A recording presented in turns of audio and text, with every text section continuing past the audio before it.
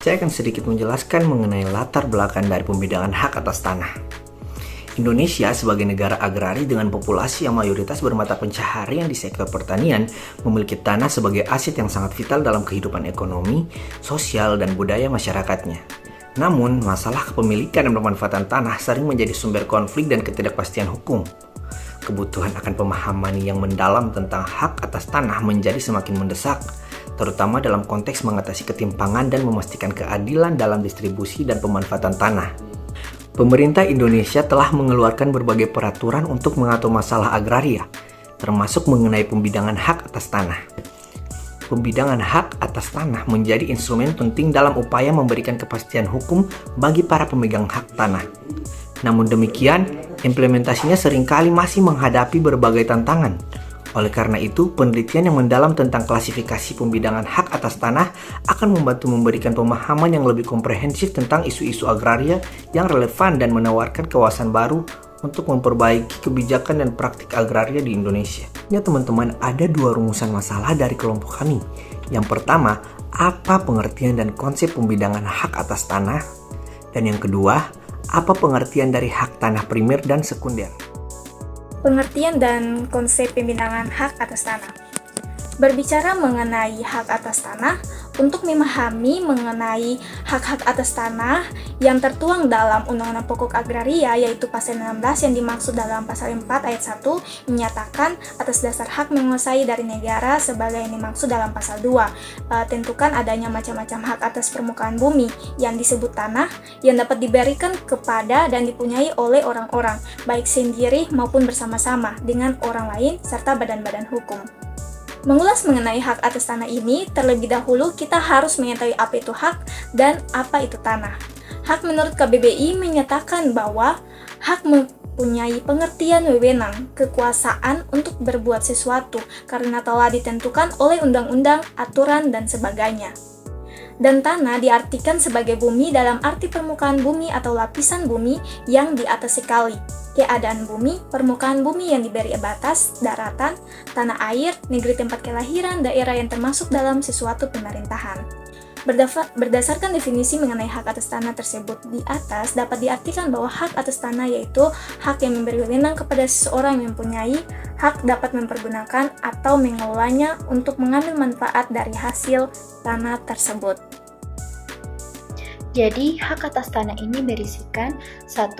Adanya wewenang, artinya menggunakan tanah dan tubuh bumi, air, ruang angkasa sepanjang untuk kepentingan penggunaan haknya. Dalam hal ini, tidak dibenarkan pemegang hak atas tanah menggali tubuh bumi sembarangan.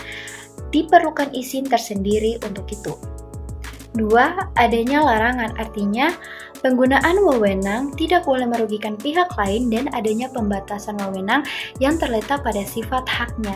Misalnya, seperti hak guna bangunan atau HGB yang tidak dibolehkan untuk pertanian. Dan yang ketiga, adanya kewajiban dalam hal ini yang mengelola atau mempergunakan tanah itu harus sesuai dengan keadaan, sifat, dan tujuan pemberian haknya. Wajib memelihara tanah dan mengusahakan sendiri tanah tersebut secara aktif.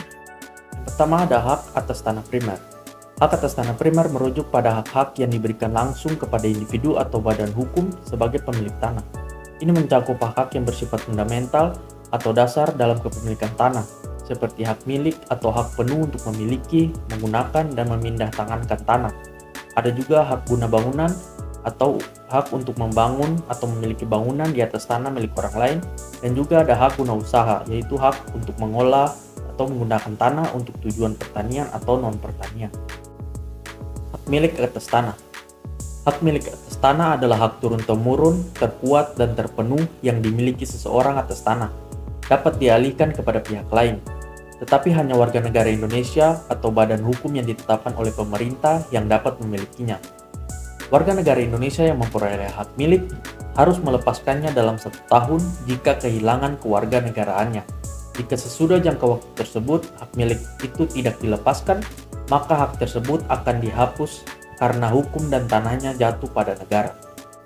Dan hak milik juga akan dihapus apabila yang pertama tanahnya jatuh kepada negara karena pencabutan hak, penyerahan dengan sukarela oleh pemiliknya, ditelantarkan, atau orang asing yang mendapatkannya berdasarkan waris atau percampuran harta akibat perkawinan, kehilangan kewarganegaraan, serta jual beli, penukaran, penghibahan, pemberian dengan wasiat, dan perbuatan-perbuatan lain yang dimaksudkan untuk memindahkan hak milik kepada orang asing, dan juga kepada seorang warga negara yang di samping kewarganegaraan Indonesianya mempunyai kewarganegaraan asing, atau kepada suatu badan hukum yang tidak ditetapkan pemerintah.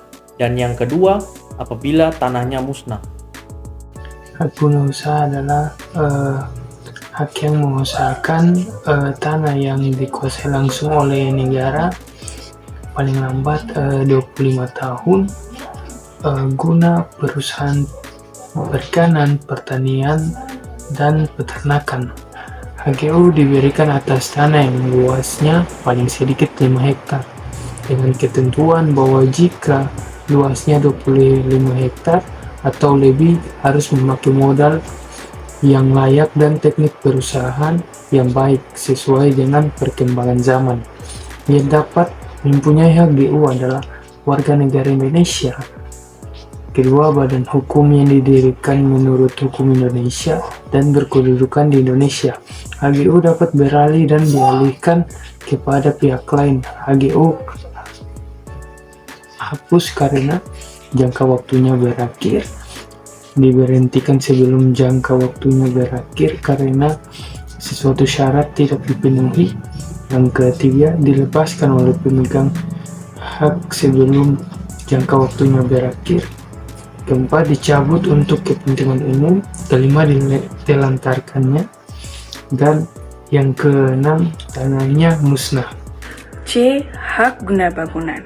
Hak guna bangunan adalah hak untuk mendirikan dan mempunyai bangunan-bangunan atas tanah yang bukan miliknya sendiri dengan jangka waktu paling lama 30 tahun atas permintaan pemegang hak dan dengan mengingatkan keperluan serta keadaan bangunan-bangunannya.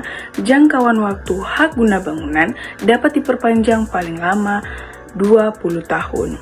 Yang dapat mempunyai hak guna bangunan adalah warga Indonesia dan badan hukum yang didirikan menurut hukum Indonesia dan berkedudukan di Indonesia. Hak guna bangunan dapat beralih dan dialihkan kepada pihak lain. Hak guna bangunan dapat dihapus karena A. jangkauan waktunya berakhir, B. dihentikan sebelum jangkauan waktunya berakhir karena sesuatu syarat tidak dipenuhi, C. dilepaskan oleh pemegang haknya sebelum jangka waktunya berakhir, D. dicabut untuk kepentingan umum, E. ditelantarkan, dan F. tanahnya musnah.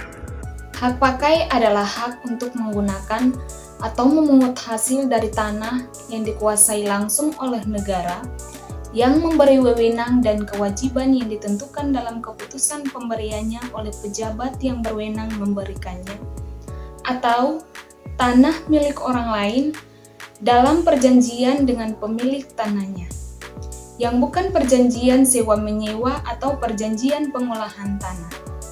Segala sesuatu asal tidak bertentangan dengan jiwa dan ketentuan-ketentuan Undang-Undang Pokok Agraria. Yang dapat mempunyai hak pakai adalah warga negara Indonesia, orang asing yang berkedudukan di Indonesia, badan hukum yang didirikan menurut hukum Indonesia dan berkedudukan di Indonesia, badan hukum asing yang mempunyai perwakilan di Indonesia. Hak pakai dapat memberikan untuk jangka waktu paling lama 25 tahun dan dapat diperpanjang untuk jangka waktu paling lama 20 tahun atau diberikan untuk jangka waktu yang tidak ditentukan selama tanah dipergunakan untuk keperluan tertentu. Hak atas tanah sekunder. Hak atas tanah yang bersifat sekunder yaitu hak atas tanah yang sifatnya sementara, dikarenakan hak tersebut dipakai atau dinilati dalam waktu tertentu atau terbatas, dan hak atas tanah ini dimiliki oleh orang lain. Adapun hak atas tanah yang sifatnya sementara ini diatur dalam pasal 53 UU PA, yaitu hak gadai. Hak gadai adalah hak yang diberikan kepada seseorang atau lembaga untuk menggunakan suatu aset sebagai jaminan kolateral atas pinjaman yang diberikan. Dalam konteks tanah, hak gadai mengacu pada pemberian hak kepada pihak lain untuk menggunakan tanah sebagai jaminan atas pinjaman uang atau kredit yang diberikan. Dalam proses gadai, pemilik tanah atau gadawan memberikan hak kepada pihak lain atau gadai kreator untuk memiliki atau menjual tanah tersebut jika gadawan tidak dapat memenuhi kewajiban pembayaran pinjaman. Proses gadai tanah biasanya diatur oleh hukum dan peraturan yang berlaku di suatu negara atau wilayah. Biasanya proses ini melibatkan pembuatan perjanjian gadai antara gadawan dan gadai kreditor.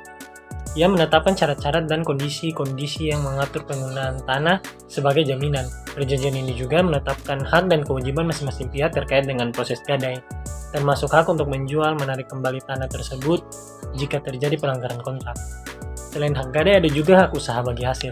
Hak usaha bagi hasil merupakan bentuk perjanjian atau kesepakatan antara pemilik tanah, pihak pertama, dan pengusaha, pihak kedua, untuk mengelola tanah atau usaha pertanian dengan pembagian hasil atau keuntungan yang didapat dari usaha tersebut. Dalam konteks pertanian, hak usaha bagi hasil seringkali terjadi antara pemilik tanah dan yang memiliki lahan pertanian dengan petani atau pengusaha pertanian yang melakukan kegiatan produksi di atas lahan tersebut. Prinsip dasar dari hak usaha bagi hasil adalah bahwa pemilik tanah memberikan tanahnya kepada pengusaha untuk dikelola dan hasil dari usaha pertanian tersebut dibagi antara pemilik tanah dengan pengusaha berdasarkan kesepakatan yang telah didapatkan sebelumnya. C. Hak menumpang. Hak menumpang adalah salah satu bentuk hak atas tanah yang memungkinkan seseorang atau badan hukum untuk memakai atau memperoleh manfaat dari tanah atau benda yang berada di atas atau di bawah tanah yang dimiliki oleh orang lain untuk kepentingan tertentu.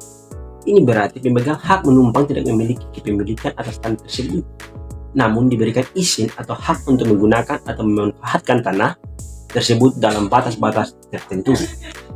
Menurut Urip Santoso, yang dimaksud dengan hak sewa pertanian adalah suatu perbuatan hukum dalam bentuk penyerahan kekuasaan tanah pertanian oleh pemilik tanah pertanian kepada pihak lain. Nah, penyewa dalam jangka waktu tertentu dan sejumlah uang sebagai sewa yang ditetapkan atas dasar kesepakatan kedua belah pihak. Nah, sebagai sewa yang ditetapkan atas dasar kesepakatan kedua belah pihak tersebut, ini diatur dalam pasal 53 UPPA. Hak sewa tanah pertanian termasuk hak-hak yang sifatnya sementara. Bersifat sementara karena hak-hak tersebut diusahakan untuk dihapus dalam waktu singkat. Beberapa hal yang perlu diperhatikan dalam hak menyewa atas tanah pertanian meliputi 1. Perjanjian sewa tanah. Perjanjian atau kontrak sewa tanah pertanian biasanya memuat syarat-syarat dan ketentuan-ketentuan yang mengatur hak dan kewajiban kedua belah pihak seperti masa berlaku sewa, besarnya pembayaran sewa, hak dan kewajiban pemeliharaan tanah, dan hak pengakhiran sewa. Yang kedua, ada masa berlaku sewa. Masa berlaku sewa tanah pertanian biasanya ditetapkan dalam perjanjian sewa dan dapat bervariasi tergantung pada kesepakatan antara pemilik tanah dan penyewa. Masa berlaku ini dapat berjangka pendek, menengah, atau panjang, tergantung pada kebutuhan dan tujuan kedua belah pihak. Dan yang ketiga, ada pembayaran sewa. Pembayaran sewa tanah pertanian dapat dilakukan dalam bentuk uang tunai atau jenis lainnya, seperti hasil panen atau persentase dari pendapatan pertanian. Besarnya pembayaran sewa juga dapat bervariasi tergantung pada kesepakatan antara kedua belah pihak dan kondisi pasar. Yang keempat, pemeliharaan tanah. Penyewa tanah pertanian bertanggung jawab untuk merawat dan memelihara tanah tersebut sesuai dengan praktik pertanian yang baik dan berdasarkan kesepakatan dengan pemilik tanah. Hal ini termasuk pemeliharaan kesuburan tanah, irigasi, pengendalian hama dan penyakit tanaman. Yang kelima, hak pengakhiran sewa. baik pemilik tanah maupun penyewa memiliki hak untuk mengakhiri perjanjian sewa tanah. Namun, hal ini harus dilakukan sesuai dengan ketentuan yang diatur dalam perjanjian tersebut, dan hukum yang berlaku biasanya ada pemberitahuan tertentu yang harus diberikan sebelum masa berakhir sewa tanah. Jangan lupa like, comment, and subscribe.